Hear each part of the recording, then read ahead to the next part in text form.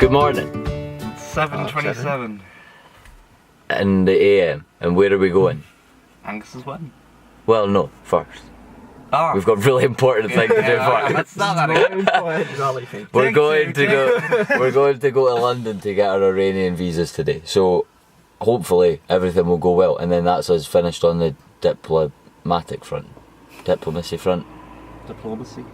Diplomatic. A word of that nature. Who knows? We're in England. It's beautiful. The Derbyshire countryside. Super beautiful. God's country. Yorkshire.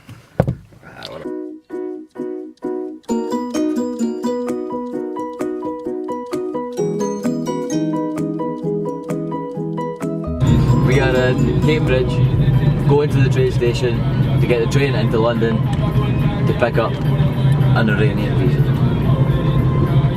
So far, Cambridge gets a 6. It's fine. We arrived in Cambridge, we found parking, now we're going to go and get the train. Anything to add? Yeah. My back looks funny. Nah, you're fine.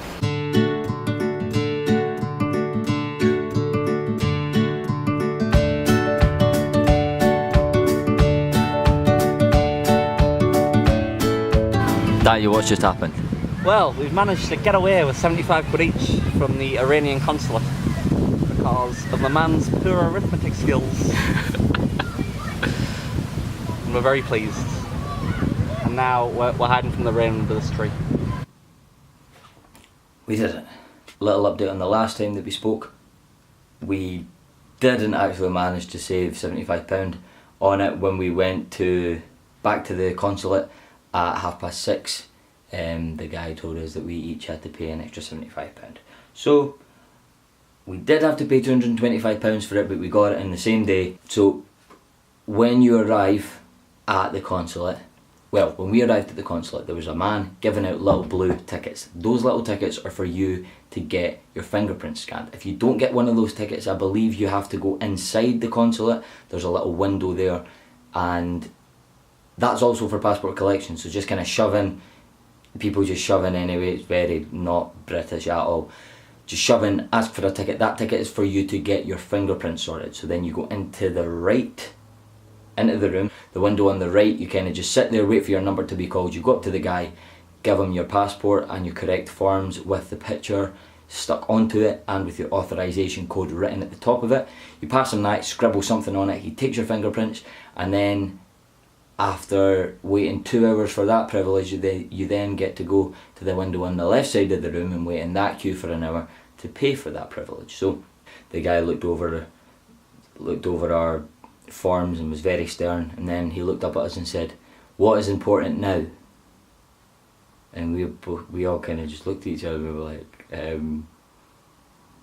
I don't know, like, respect for your country and customs. What do you want me to say? He meant money.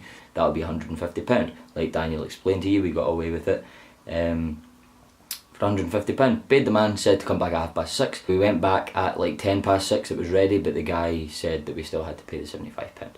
So although we didn't get away with it, we still managed to get our Iranian visa. And that's it on the visa front. It's been pretty simple. The Iran one that we just talked you through, the Mongolian one I managed to get in the consulate in Glasgow. I managed to apply for all 3 of our visas at the same time, and that was just a application form, your passport and a photo attached to it. Super simple.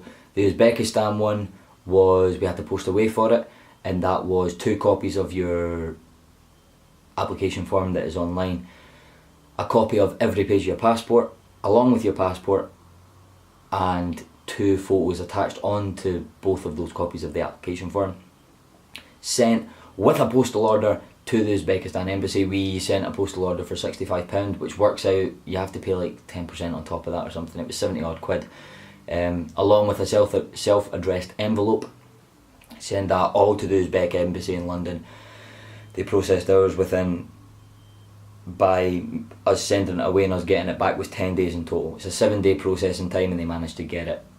I managed to send it away to them, then process it, and then get it back to us within 10 days. So super simple. And Russia was super simple as well. You have to go to the consulate if you're a UK citizen, so there's one in Edinburgh again, really easy for us. We went along with our application form with a passport photo attached to it, and with our passport you have to go get your fingerprints taken. You give them all that stuff, and within like a week processing time, I think it is for standard processing time, they'll either post it back to you or you can go and pick it up, and that cost us about £120 I think for normal processing time. On top of that, you also need a letter of invitation, from which we got from gotorussia.eu I think, .co.uk maybe. I'll link it in the description below.